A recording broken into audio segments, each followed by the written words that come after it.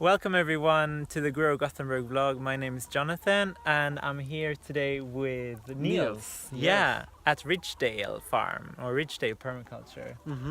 And we're standing here in front of the eggmobiles. Yeah. So do you want to tell me a little bit, what is an eggmobile?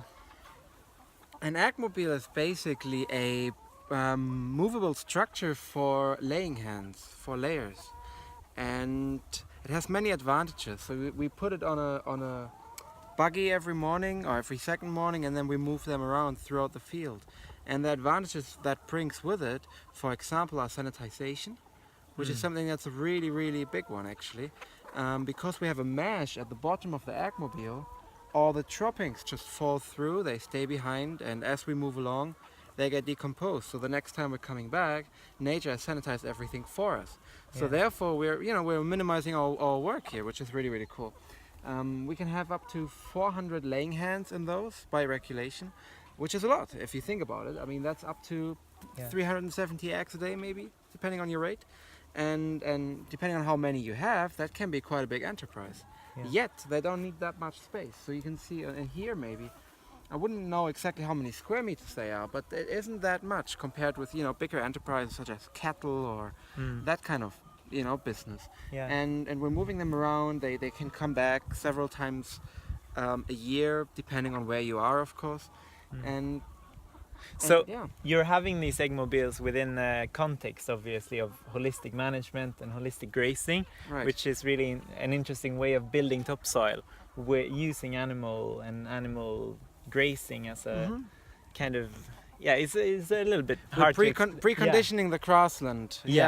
So it's got a couple of practical reasons. For example, we need to put in the poultry fences, of course. If you've got a 1.5 meter tall grass, you're gonna ground the whole fence. There's basically no power left on it. So by preconditioning it, by sending cattle on it, could be anything, could be sheep as well, depending on how your system works, you're already reducing the height of the grass in a way that it makes it easier for you to work with.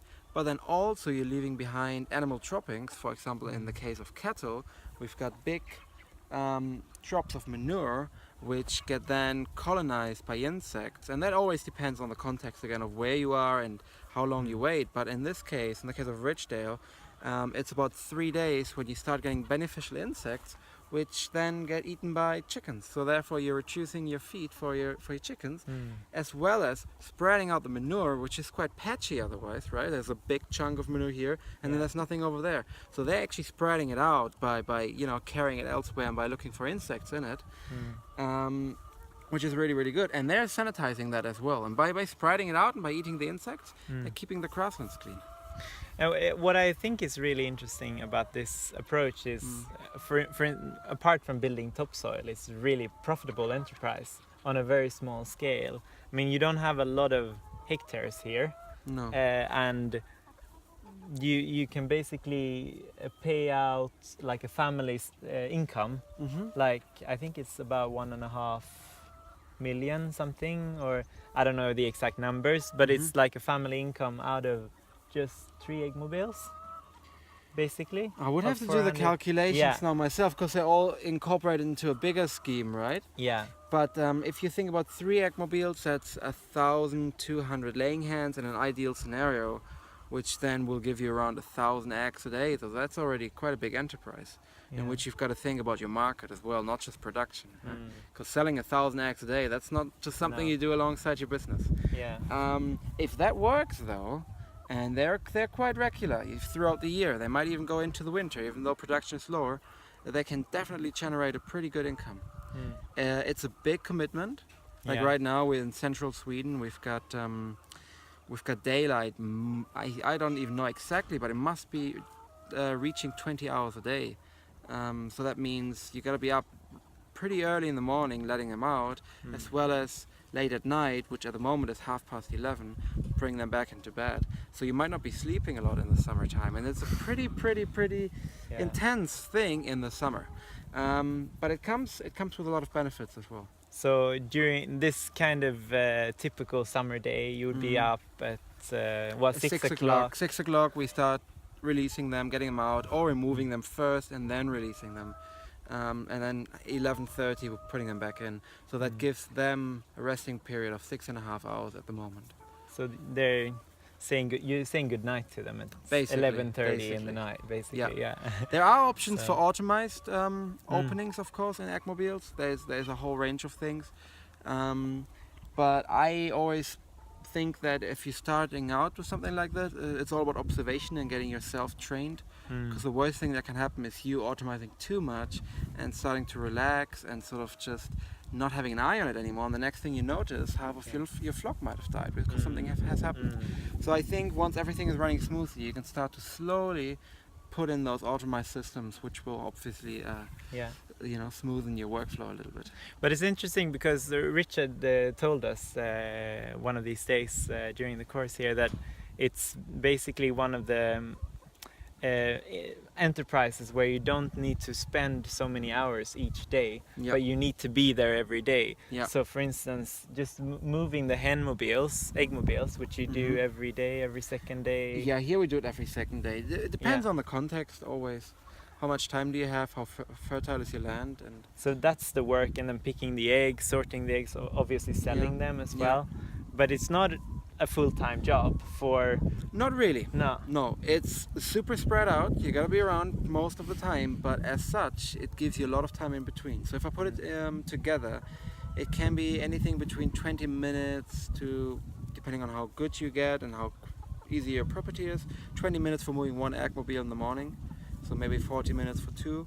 Then I'm adding another 45 minutes for collecting the eggs in the morning, and maybe another half an hour for collecting eggs in the afternoon. And then obviously closing them is basically just getting there and going back. The being there is just literally closing a couple of minutes. So if you add that up, where do we end up? Maximum of 3 hours a day? Yeah. It really isn't that much, but it's just, you gotta fit something else 7 days a week, every day of the year. Exactly, that's the one. That's the big commitment. Exactly. But it's not a lot of hours every day. Not really. No. But if you're already stuck on the land, in a good way, of course, and you're already not going anywhere, it's a good bonus, if it fits in with your workflow.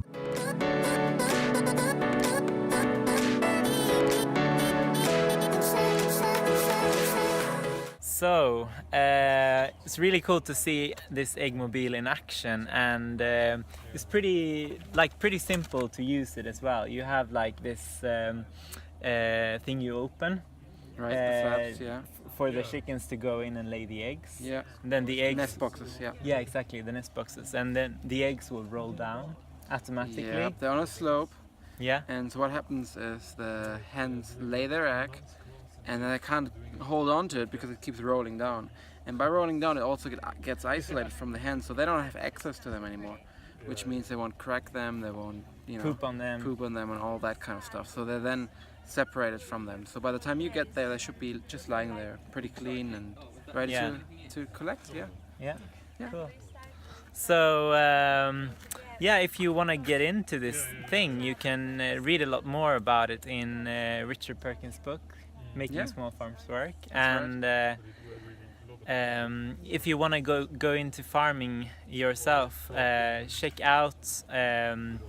Maybe you want to do market gardening, like growing vegetables. Maybe you want to make eggs, make a living out of eggs. Sure, could be part of it, no? Yeah, so definitely check that out, and check out growgothenburg.com if you don't have land yourself, and you might be able to rent land and do this on rented land as well. Absolutely. Yeah. Super low startup cost, and you're super mobile. You just take your Eggmobile and off you go. Yeah. If you have to. Cool. It's really nice talking to you. Yeah. Thank you so much. Likewise. Yeah. See you around. And if you want to see more stuff like this, please subscribe to our YouTube channel and check out our Facebook page or growgothenburg.com. See you.